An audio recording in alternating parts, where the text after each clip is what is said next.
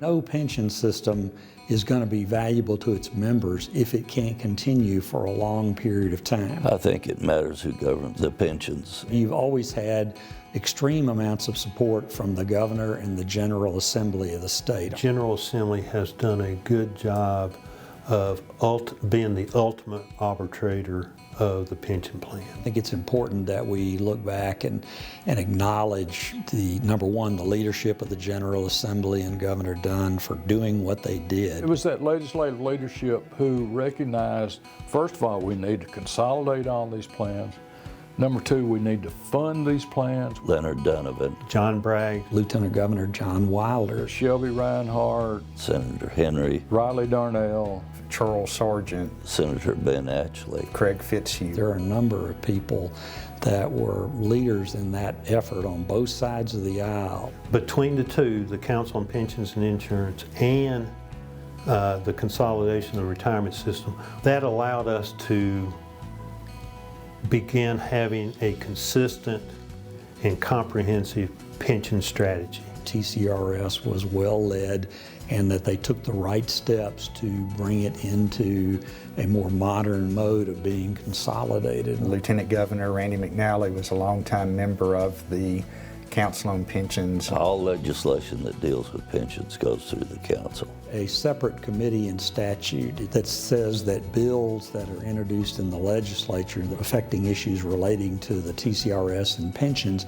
have to go before the Council on Pensions. Mainly made up of individuals from finance committees of both houses. Two speakers of the houses appoint the members. They have done a really good job over the years of appointing members who are interested in and concerned about the retirement system of the state and the fiscal standing of the state. Certainly the leadership now with Senator Watson and Senator Hazelwood is A+. It's enabled us to have a filter through which those things go. It's a very powerful group. It has the ability to issue a recommendation on it, either yes or no, either negative or positive on that bill. Probably 99% of the time when they say no to an issue, then it will not proceed further. It's helped us avoid some of the situations that other states have had where they've had legislation that wasn't thought through very well. They got passed with respect to their pension. When I first became treasurer, January 15, 2009, at that point, the Tennessee Consolidated Retirement System was a well-funded, well-run plan, but the contribution rate for the state and even local governments just too high economically for the system to continue operating the way it was. We wanted a sustainable pension plan.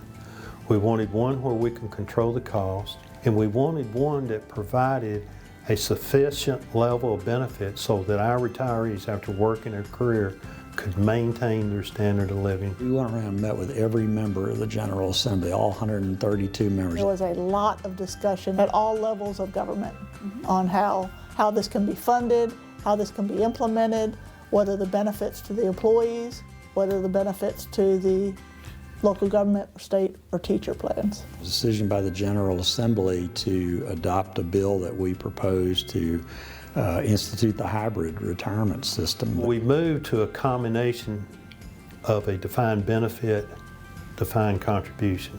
We used the concept of both plans. We'd probably have a retirement system today if it hadn't gotten consolidated, but it might probably not be functioning at the very high level that it is now, and it might not be producing $2.9 billion a year that's paid out to retirees every year. It didn't start last year, it didn't start 5 years ago, it started 50 years ago.